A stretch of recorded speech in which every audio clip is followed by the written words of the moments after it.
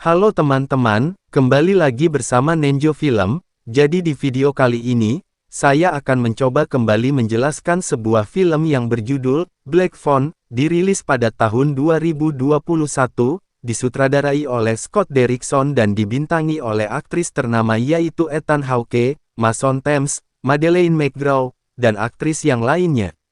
Film horor ini diadaptasi dari sebuah cerita pendek dengan judul yang sama pada tahun 2004 karya Yo Hill, menceritakan tentang horor supranatural, dimulai ketika adanya pembunuhan sadis yang berawal dari penculikan berantai, penculikan seorang anak 13 tahun dan disekap. Agar tidak banyak spoiler di awal, langsung saja ke alur ceritanya.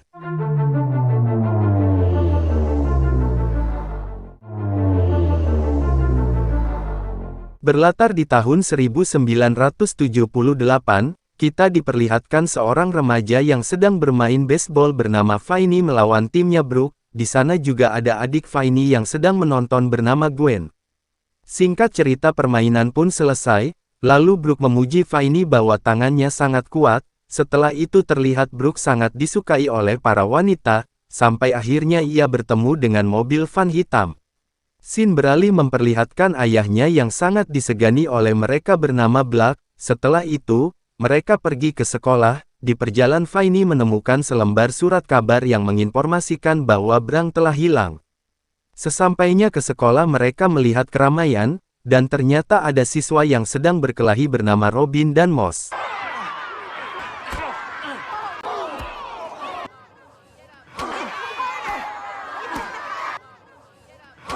Bukan tanpa alasan, Viney mengatakan bahwa Moss adalah siswa polontong yang banyak gaya, dan Robin adalah siswa yang jago berkelahi di sekolah tersebut.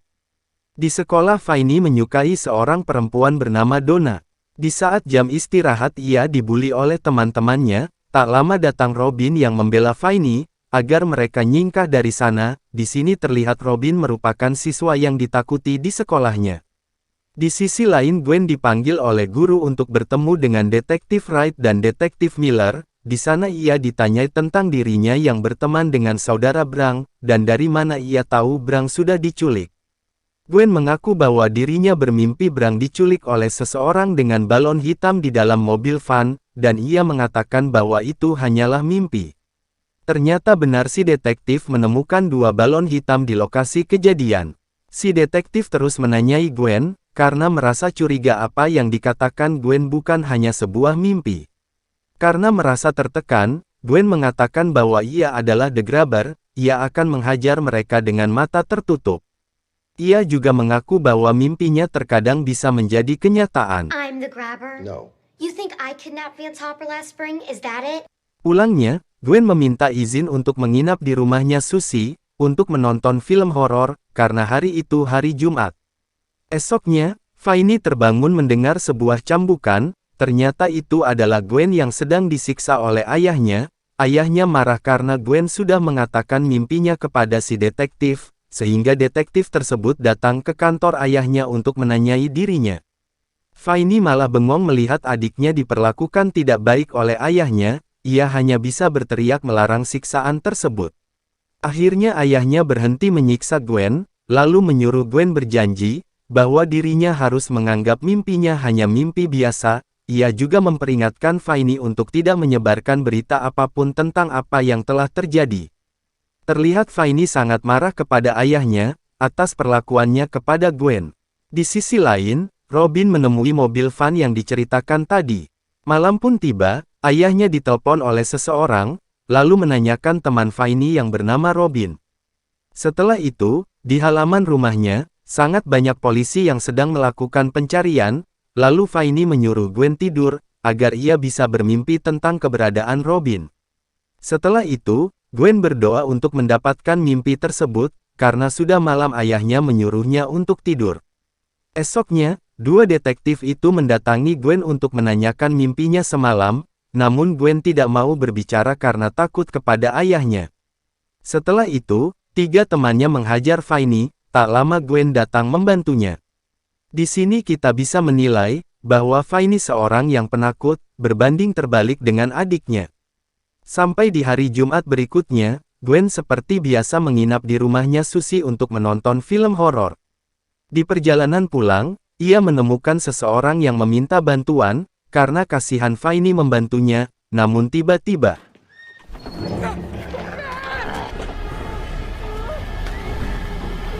ketika terbangun ia sudah ada di ruangan yang gelap entah di mana. Pria ini kita sebut saja Grabber. Grabber berjanji tidak akan menyakitinya dan akan mengambilkan soda untuknya. Di sana ia menemukan telepon lalu mencobanya, namun telepon itu sudah tidak berfungsi. Di sisi lain, Gwen diberitahu oleh ayahnya bahwa Fanny belum pulang ke rumahnya. Sontak ia berlari. Fanny mendengar suara dering telepon. Ketika akan mengangkat teleponnya, Grabber memberitahu bahwa telepon itu sudah lama tidak berfungsi dari ia sejak kecil, lalu menyuruhnya untuk menutup teleponnya. Fanny mengatakan, kalau Grabber melepaskannya, ia tidak akan melaporkan kejahatannya kepada polisi atau siapapun. Fanny mengancam akan berteriak agar ada yang menolongnya dari sana, yang mana itu hanyalah sia-sia, karena ruangan tersebut kedap suara. Lalu Fanny mencoba kabur melalui saluran udara, namun ia menyadari jikalau kaca itu bisa dipecahkan, maka teman-temannya akan bisa kabur. Ketika tertidur ia dikejutkan dengan Gander yang sudah ada di sana, lalu Fanny menanyakan kenapa Grabber ke sana, ia hanya menjawab, hanya ingin melihatmu. Kembali lagi teleponnya berdering, lalu Fanny meminta bantuan kepadanya, namun tiba-tiba kembali lagi teleponnya berdering, di dalam tersebut mengatakan bahwa mereka pernah bertemu sebelumnya, dan mengatakan tangan Fanny sangat kuat, ternyata itu adalah Brang. Terkuak fakta, bahwa yang bisa mendengarkan suara dering dari telepon tersebut hanyalah Fanny dan Grabber, namun Grabber tidak percaya dengan suara telepon itu. Brang beralasan ia menelpon Fanny karena lengannya sangat kuat, lalu ia memberitahu Fanny, di sana ada keramik yang longgar di lorong, lalu menyuruhnya untuk menggali tanah sampai pondasi. Brang kembali beralasan ia tidak ada waktu untuk itu dan telepon pun terputus. Setelah itu, Fanny mulai menggali tanah seperti yang diucapkan Brang, lalu menutupinya dengan sebuah karpet. Di suatu hari, terlihat Grabber yang sedang menculik seorang pemuda dengan menggunakan balon hitam, lalu memperlihatkan Fanny yang minta tolong di depan pintu, dan ternyata itu adalah mimpi Gwen. Sontak Gwen mencari pintu yang sama seperti yang ada dalam mimpinya, namun tidak menemukannya. Esoknya, kepala sekolah mengumumkan untuk berhati-hati jika bertemu dengan orang yang mereka tidak kenal, karena AA-nya si Gwen sampai saat itu belum ditemukan. Di sisi lain, Fanny diberikan makanan oleh si Grabber. Setelah itu ia berniat untuk membuka pintunya, namun telepon berdering kembali. Fanny diberitahu untuk tidak ke atas karena itu adalah sebuah jebakan. Awalnya Fanny mengira yang menelpon adalah Brang namun tiba-tiba ia bekerja mengantar koran, ternyata itu adalah Billy. Lalu ia mengatakan jangan ke atas karena itu hanyalah jebakan, karena kalau Fanny ke atas, ia akan disiksa sampai pingsan menggunakan sabuk seperti dirinya, dan telepon pun terputus. Karena penasaran Fanny malah ke atas. Dan benar saja, Grabber sudah menunggunya, lalu ia kembali lagi ke ruangan tersebut. Di sisi lain terlihat Gwen yang tertidur di kelas, lalu guru tersebut menyuruhnya ke UKS. Telepon kembali berdering, Billy tidak mau dipanggil Billy, ia ingin dipanggil pengantar koran, lalu Billy menyuruh merobek dinding terpisah dari lantai, lalu mengambil kabel tersebut untuk membongkar besi di jendela. Di sisi lain, Gwen kembali bermimpi, ia melihat Billy yang sedang mengantarkan koran, lalu diculik oleh si Grabber. Setelah itu, Fanny mencoba untuk membongkar besi tersebut, beberapa percobaan gagal, dan akhirnya besi itu terlepas. Gwen meminta ayahnya agar tidak marah kepadanya, karena ia ingin berbincang tentang mimpinya, dan terkuak fakta bahwa sebelum meninggal ibunya mengalami hal yang sama seperti Gwen. Karena hal itu, seseorang memanfaatkannya dan ibunya bunuh diri. ayahnya tetap kekeh bahwa mimpi Gwen hanyalah mimpi biasa. Ia tidak mau Gwen berlarut-larut dalam mimpinya itu, karena mengkhawatirkan masa depan Gwen jika terus begitu. I mean, I loved her the way she was. Setelah itu, mereka mulai mencari pintu jaring tersebut. Di sisi lain polisi mendatangi seorang pria bernama Max. Ia merupakan saudara si Grabber. Untuk menanyainya tentang hilangnya Fanny di daerah tersebut, Max menunjukkan suatu peta yang ia yakini bahwa para remaja tersebut diculik di daerah itu. Karena pusing mendengar ocehan Max, si detektif memotong celotehannya, dan mengatakan kalau ia melihat Fanny langsung saja menghubunginya. Dan benar Fanny disekap di rumah tersebut. Grabber menanyakan nama Fanny, namun ia mengaku namanya Taylor Mullen. Lalu si Grabber memberikan koran yang berisi pencarian Fanny lalu pergi. Tak lama telepon kembali berdering, namun tidak ada yang menjawabnya, lalu Fanny melihat sesosok remaja yang melayang.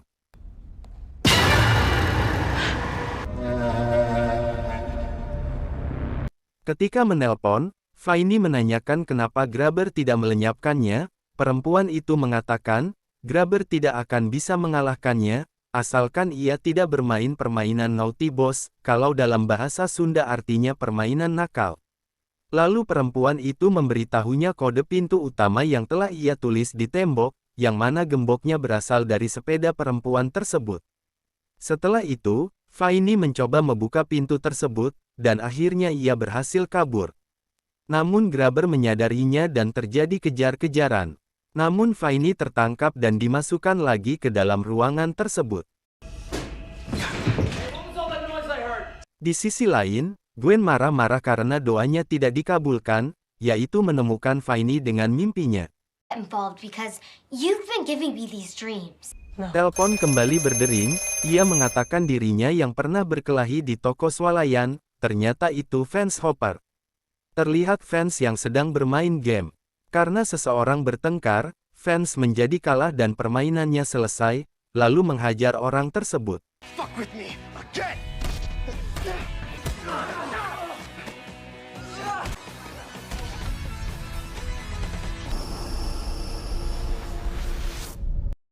Setelah itu, Vance membawa Gwen bersamanya pergi ke suatu rumah bernomor 7741. Dan itu hanyalah mimpi Gwen. Fang memberitahu, di depan di balik dinding tersebut ada suatu ruangan penyimpanan, lalu dobrak dinding sekitar 2 kaki dari stop kontak sampai mendapatkan panel dengan sekrup di dalamnya, masuk ke dalam freezer lepaskan panel lalu keluar lagi.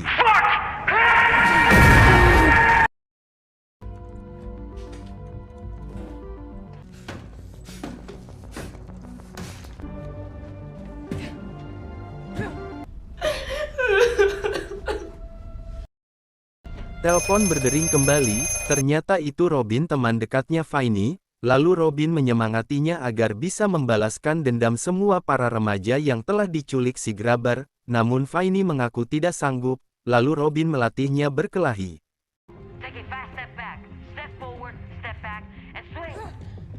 Setelah itu, Robin menyuruhnya untuk mengisi gagang telepon dengan tanah.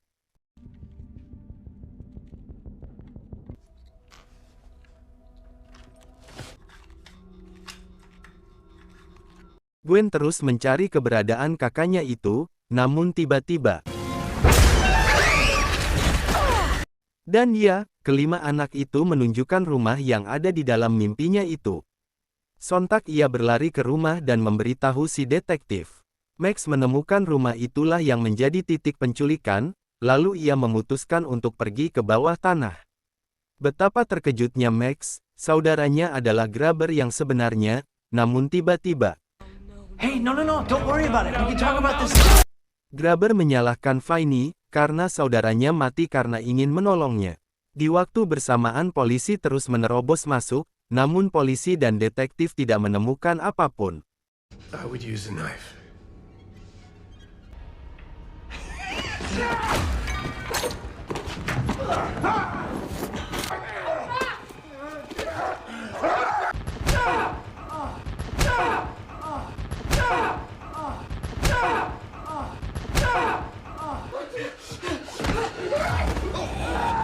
Lalu telepon berdering, remaja tersebut mengatakan, semua yang dilakukan Faini itu sebuah balasan dari kami semua. Finn's arm is mint!